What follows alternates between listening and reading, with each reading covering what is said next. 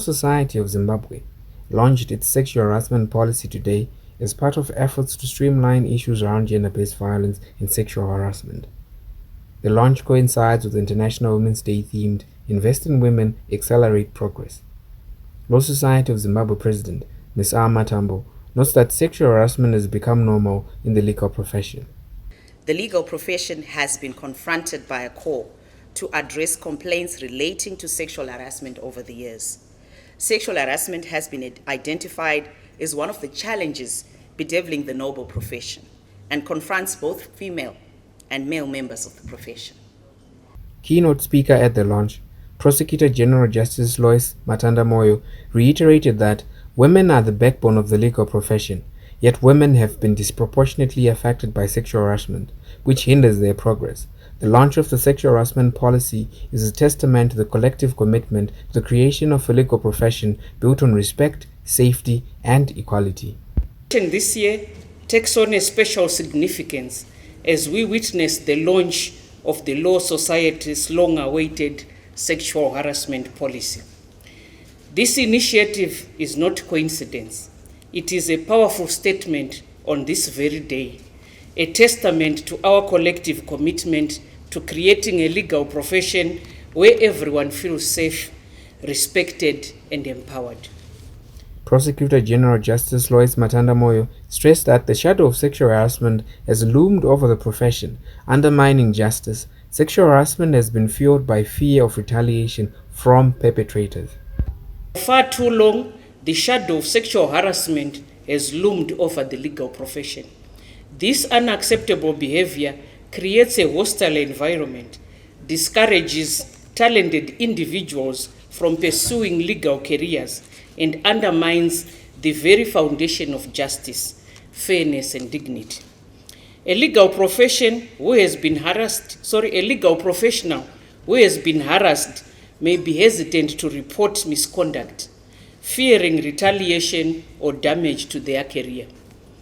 Prosecutor General Justice Lois Matanda-Moyo emphasized that perpetrators will be held accountable. The policy is a bold and necessary stance to send a clear message that sexual harassment will not be taken lightly and provides a safe space for those affected to come forward. She highlighted that, as the first woman prosecutor general, she is saddened that cases of sexual harassment are rising, citing the national broadcaster and higher education institutions as institutions marred by sextortion. As your prosecutor general, I stand firmly behind this initiative. We will work closely with the Law Society to ensure that perpetrators are held accountable. But the fight against sexual harassment goes beyond courtroom. It requires a shift in attitudes, a collective effort to dismantle the power imbalances that allow this abuse to occur. The Law Society, through this policy, has taken a bold and necessary stance. You have sent a clear message that sexual harassment will not be tolerated within the legal profession. This policy empowers individuals who have been wronged to come forward, safe in the knowledge that their complaints will be taken seriously and addressed fairly. It provides a framework for reporting, investigations, and disciplinary action.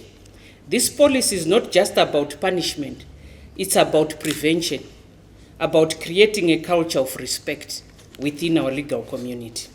Jessie Maka, a wellness coach, expressed that sexual harassment has huge negative impacts on mental health, putting a survivor of sexual harassment at heightened risk of anxiety, depression, and post-traumatic stress disorder. She further stated that sexual harassment is like a pandemic that can destabilize the progress of women, and urged members of the legal profession not to be part of the sexual harassment syndicate by keeping quiet. According to a study conducted by the European Commission in Northern European countries, more than half of the respondents suffered from negative consequences of sexual harassment at work on their general well-being, on their performance, as well as their general health.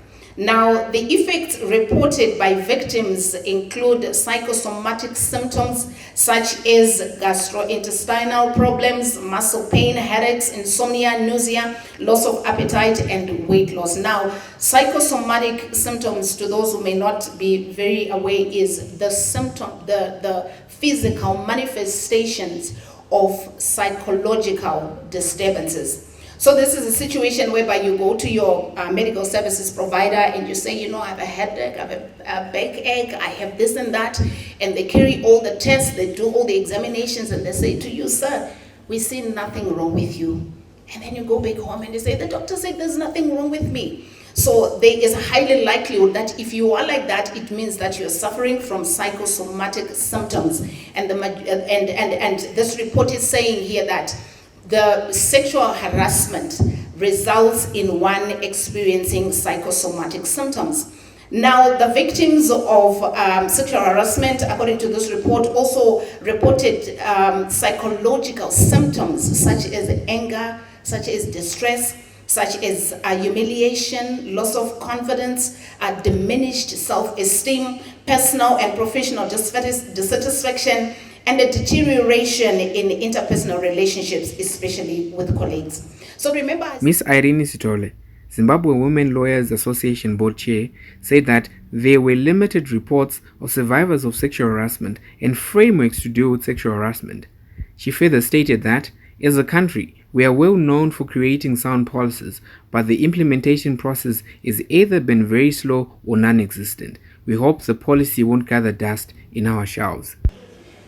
The findings were not an exception to the general trend around sexual harassment. It was prevalent within law firms and the sector as a whole. There were limited reports, a lack of supportive mechanisms to survivors of such violence, and the lack of policy frameworks to deal with the same. Awareness-raising sessions on sexual harassment were also done, and engagement with lawyers in order to create the much-needed policy. And this culminated into the development of the policy that is being launched today.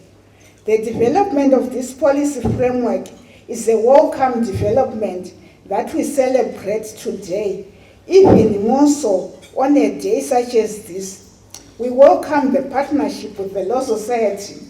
A policy is only as good as it is used, so we therefore call on all of us to adopt such a policy within our law firms and organizations, but more importantly, ensure the actual implementation of the same.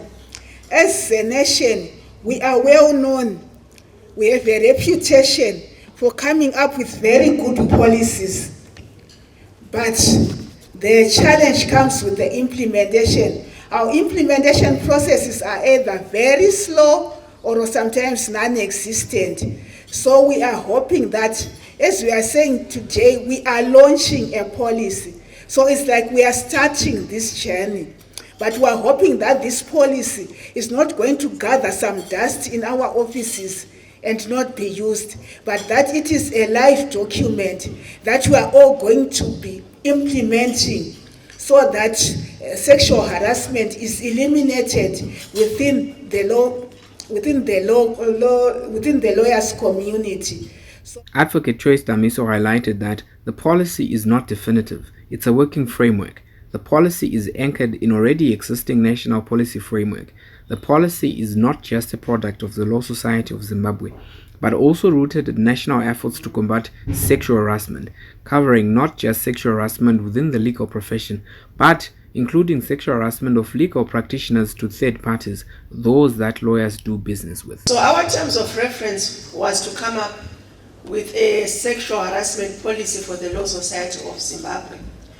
And we were specifically instructed to ensure that the draft that we come up with is a draft that is informed by international best practices.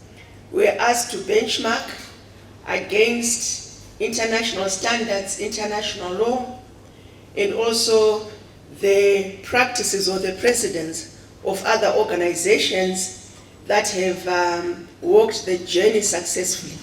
So we endeavored to do that. Dr. Matsika reiterated that reporting mechanisms for sexual harassment are not survivor-friendly, which is why there is under-reporting of cases. Those who deal with sexual harassment cases need to be trained in areas of being attentive and serious, active listening and patience, to ensure that survivors are not made to relive and repeat their stories, which can be traumatic, emphasizing the need for a survivor-friendly setup. The one reason why cases are not reported is because the reporting mechanism is not survivor-friendly or it's not victim-friendly. And we just suggested a few guidelines in terms of making these reporting mechanisms victim-centered or survivor-centered. Issues of making sure that the reporting does not cause more harm on the victim.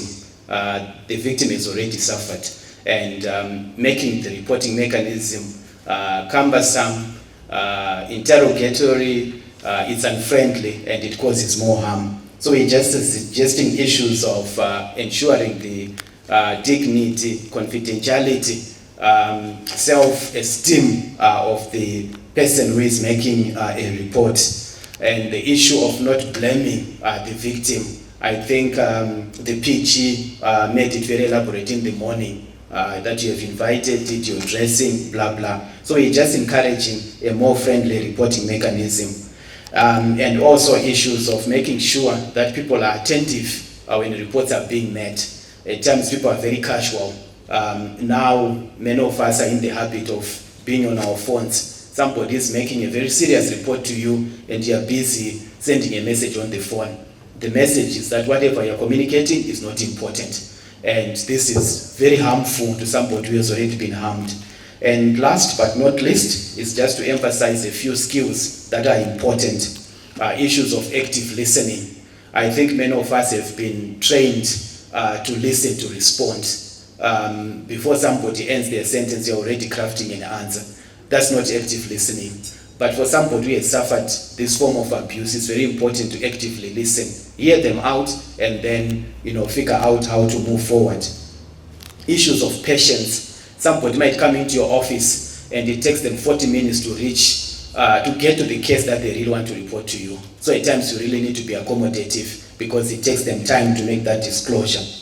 Then the most critical one is to make sure that somebody is not made to repeat their story several times. They've reported to a colleague has made the report to a senior partner, and then the senior partner calls the person and says, "Tell me what happened." That in itself is very traumatic. So we also need to make sure that we don't make people repeat these stories many times, because in itself it's actually very traumatic. I think basically that's the summary. The detail is. Also speaking at the launch, Farisai Chanel, Director of Media Monitor Zimbabwe, which is part of the Zimbabwe Human Rights NGO Forum, cautioned the risk that media, mainstream and social, brings in gendered information disorders, noting that disinformation, harassment, targeted insults, and attacks are forms of gender disinformation disorders that are common within the social media space. She highlighted the case of Sunningdale legislator Maurini Kademaonga and Bulawayo councillor Sandra Ndebele as key examples. As we are talking about women, as we celebrate this special day, and as you also launch, congratulations by the way, Madam President, as you also launch this important sexual harassment policy, we also want to just maybe make you a little bit aware of another ill that we hope as the Law Society you'll be able to take up, which is an issue of gendered information disorders.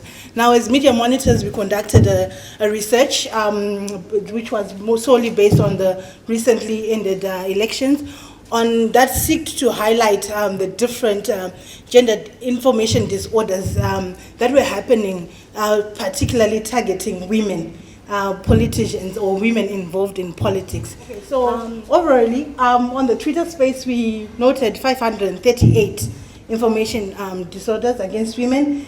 In the communities, 559, and thankfully the media this time around was very professional in terms of running away from gendered stereotypes. So we only noted 7 instances from the media. So of these gender information disorders that we noted, the most prevalent disorder was misogyny, followed by misinformation. Then we had defamation of character, hate speech, and doxing. These were the basic statistics.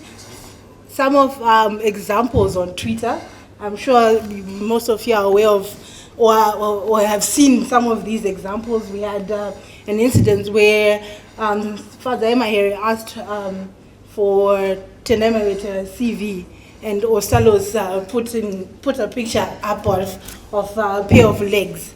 Then we had the issues around Sandra Ndebele, for example. We had, young councillors who were being, that one says, meets an OPF councillor of Harare, Charlotte Snotenda. My side dish, a lot of it is in Shona, so I won't read everything, but these are the examples of what we saw during the elections. These are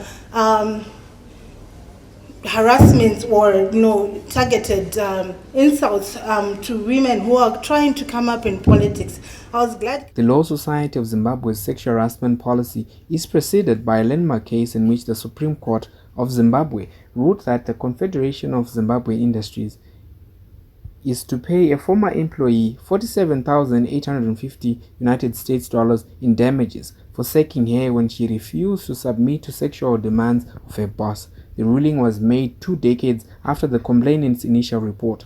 Reporting for HSTV News, Neshazashi Chikumbu, Masasa.